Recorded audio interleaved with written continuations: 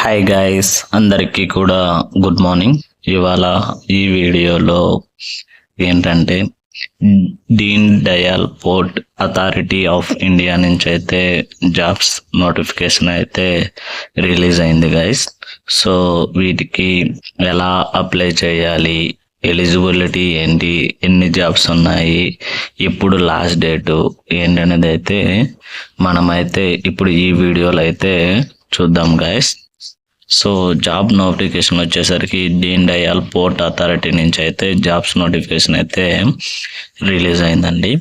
Starting date application వచ్చేసరికి 21వ తేదీ నవంబర్ నుంచి 10వ తేదీ డిసెంబర్ వరకు అయితే టైం ఉంది గాయస్.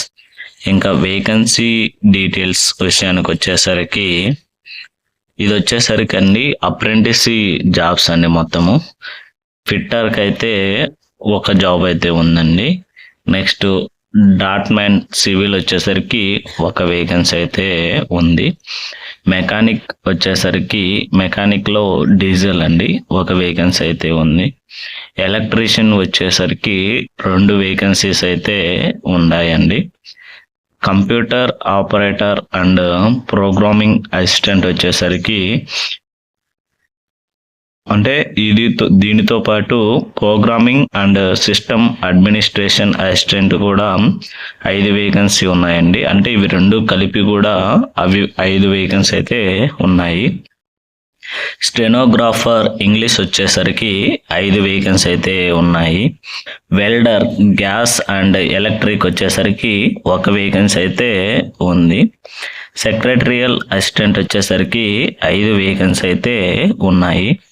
నెక్స్ట్ వచ్చేసరికి టెక్నికల్ అప్రెంటిసీ ఆర్ డిప్లొమా అప్రెంటిసీస్ వచ్చేసరికి మెకానికల్ ఇంజనీరింగ్ వచ్చేసరికి 5 వేకెన్సీ అయితే ఉన్నాయి. ఎలక్ట్రికల్ ఇంజనీరింగ్ వచ్చేసరికి 5 వేకెన్సీ అయితే ఉన్నాయి. నెక్స్ట్ వచ్చేసరికి సివిల్ ఇంజనీరింగ్ వచ్చేసరికి 5 వేకెన్సీ అయితే ఉన్నాయండి. Next electronics and computer science or information technology వచ్చేసరికి 2 వేకెన్సీ అయితే ఉండడం జరిగింది. నెక్స్ట్ అప్రెంటిసీలోనే డిగ్రీ ఇంజనీరింగ్ డిసిప్లిన్ వచ్చేసరికి మెకానికల్ ఇంజనీరింగ్ వాళ్ళకైతే 5 వేకెన్సీ అయితే ఉన్నాయండి. నెక్స్ట్ ఎలక్ట్రికల్ ఇంజనీరింగ్ వచ్చేసరికి 5 వేకెన్సీ అయితే ఉండడం జరిగింది. నెక్స్ట్ వచ్చేసరికి సివిల్ ఇంజనీరింగ్ వచ్చేసరికి 5 వేకెన్సీ అయితే ఉన్నాయండి. Next electronics and computer science or information technology వచ్చేసరికి 2 వేకెన్సీ అయితే ఉండడం జరిగింది. నెక్స్ట్ గ్రాడ్యుయేట్స్లో జనరల్ స్ట్రీమ్స్ వాళ్ళకైతే గ్రాడ్యుయేట్ జనరల్ స్ట్రీమ్స్ వచ్చేసరికి 15 వేకెన్సీ అయితే ఉన్నాయండి. ఇవి వేకెన్సీ డీటెయిల్స్ విషయాన్ని వచ్చేసరికి. నెక్స్ట్ ఎడ్యుకేషనల్ క్వాలిఫికేషన్ విషయానికైతే ఒకసారి చెక్ చేద్దాము. Fitter, draughtsmen, civil, mechanic, diesel, electrician వచ్చేసరికి ఐటీఐ అయితే చదివైతే ఉండాలి గైస్. అంటే ఈ ఫిట్టర్ కానీ డ్రాట్మెన్ కానీ మెకానిక్ కానీ ఎలక్ట్రీషియన్ వాళ్ళకైతే ఐటీఐ అనేది క్వాలిఫికేషన్ అండి. Next computer operator and programming assistant వచ్చేసరికి ఐటీఐలోని computer operator or program assistant అయితే చేసి ఉండాలనేది అయితే చెబుతున్నారు. నెక్స్ట్ వచ్చేసరికి programming and system administration assistant వచ్చేసరికి ఐటీలోని computer operator and programming assistant అయితే చేసి ఉండాలనేది అయితే చెబుతున్నారు guys. Next stenographer in English వచ్చేసరికి ఐటీఐ చేసి ఉండాలి. అంటే నాకు తెలిసి అక్కడ టైపింగ్ అయితే చేసి ఉండాలి, స్టెనోగ్రాఫర్ కోర్స్ అయితే చేసి ఉండాలి I think. Next welder gas and electrical వచ్చేసరికి వాటి సంబంధించిన ఫీల్డ్ అనేది అయితే ఇక్కడ ఇవ్వడం జరిగింది. నెక్స్ట్ సెక్రటరియల్ అసిస్టెంట్ వచ్చేసరికి graduation degree in BA, BSc, BCom and regular basis ఏదైనా డిగ్రీ అనేది అయితే చెప్పడం అయితే జరుగుతుంది guys. Next technical apprentices or diploma apprentice వచ్చేసరికి వీటికి ఎడ్యుకేషన్ క్వాలిఫికేషన్ అయితే చెక్ చేద్దాం గైస్. మెకానికల్ ఇంజనీరింగ్ వచ్చేసరికి regular diploma engineering in mechanical అయితే చేసి ఉండాలి. నెక్స్ట్ ఎలక్ట్రికల్ ఇంజనీరింగ్ వచ్చేసరికి regular diploma in engineering electrical department అయితే చదివి ఉండాలనేది అయితే ఇక్కడ చెప్పడం అయితే జరుగుతుంది గైస్. నెక్స్ట్ వచ్చేసరికి సివిల్ ఇంజనీరింగ్ వచ్చేసరికి రెగ్యులర్ డిప్లొమా అయితే చేసి ఉండాలి. నాకు తెలిసి ఇక్కడ కూడా సివిల్ అయితే చదివి ఉండాలి అనుకుంటా. Next electronics computer science information టెక్నాలజీకి వచ్చేసరికి regular diploma engineering in electronics computer science or ITI చదివి ఉండాలైతే చెప్తున్నారు, అంటే ఐటీ డిపార్ట్మెంట్. నెక్స్ట్ వచ్చేసరికి అప్రెంటిసీ ఫర్ డిగ్రీ ఇంజనీరింగ్ డిసిప్లిన్ వచ్చేసరికి mechanical engineering regular degree engineering in mechanical అయితే చదివి ఉండాలనేది అయితే చెబుతున్నారు. ఎలక్ట్రికల్ ఇంజనీరింగ్ వచ్చేసరికి degree in engineering electrical department అయితే చదివి ఉండాలనేది అయితే చెబుతున్నారు గైస్.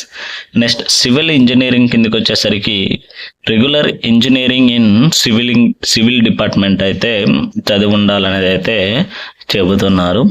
నెక్స్ట్ వచ్చేసరికి electronics or computer science or information technology కిందకి వచ్చేసరికి regular engineering in electronics computer science or IT department అయితే చదివి ఉండాలని అయితే చెప్తున్నారు. నెక్స్ట్ గ్రాడ్యుయేషన్ జనరల్ స్ట్రీమ్స్ కిందకి వచ్చేసరికి గ్రాడ్యుయేషన్లో బీకామ్ కానీ బీసీఏ కానీ బీబీఏ కానీ బీఏ కానీ బీఎస్సీ కానీ చదివి ఉండాలి అని చెప్తున్నా, అంటే ఏదైనా డిగ్రీ అయితే ఉండాలనేది అయితే చెబుతున్నారు గైస్. ఇంకా ఏజ్ లిమిట్ విషయానికి వచ్చేసరికి మ్యాక్సిమం 28 years అయితే ఉండాలనేది అయితే చెబుతున్నారు. అది కూడా ఒక డేట్ అనేది ఇచ్చారు, 12వ తేదీ నవంబర్ కల్లా అయితే మనకి 28 సంవత్సరాల లోపు అయితే ఉండాలనేది అయితే ఇక్కడ చెప్పడం అయితే జరుగుతుంది. ఇంకా ఏజ్ రిలాక్సేషన్ విషయానికి వచ్చేసరికి ఎస్సీ ఎస్టీ ఫిజికల్లీ హ్యాండిక్యాప్స్ వాళ్ళకైతే 5 years ఏజ్ రిలాక్సేషన్ అయితే ఉందండి. నెక్స్ట్ ఓబీసీ క్యాండిడేట్స్కి అయితే 3 years అయితే ఏజ్ రిలాక్సేషన్ అయితే ఉందండి. నెక్స్ట్ స్టే ఫండ్ విషయానికి వచ్చేసరికి మంత్లీ స్టే ఫండ్ ఎంత వస్తుంది, ఏ డిపార్ట్మెంట్కి ఎంత వస్తుంది ఏంటనేది అయితే మనం ఇప్పుడు ఈ వీడియోలో అయితే చూద్దాం guys. Fitter, draughtsmen, civil, mechanic, diesel, electrician, computer operator and programming assistant, programming system administration assistant, stenographer English, welder in gas and electrical వాళ్ళకైతే మంత్లీ స్టే ఫండ్ కిందకి వచ్చేసరికి 14,000 అయితే ఇవ్వడం అయితే జరుగుతుంది అండి. నెక్స్ట్ మిగిలిన డిపార్ట్మెంట్ సెక్రటరియల్ అసిస్టెంట్ వాళ్ళకైతే మంత్లీ 18,000 అయితే ఇస్తారని అయితే చెప్పడం జరిగింది guys. Next technical apprentice or diploma apprentice వాళ్ళకైతే 16,000 అయితే మంత్లీ శాలరీ ఇవ్వడం అయితే జరుగుతుంది. Apprentice in degree engineering discipline వాళ్ళకైతే 18,000 అయితే monthly salary. Next graduates general streams వాళ్ళకు కూడా 18,000 అయితే మంత్లీ స్టే ఫండ్ కింద శాలరీ అయితే ఇవ్వడం అయితే జరుగుతుంది గైస్.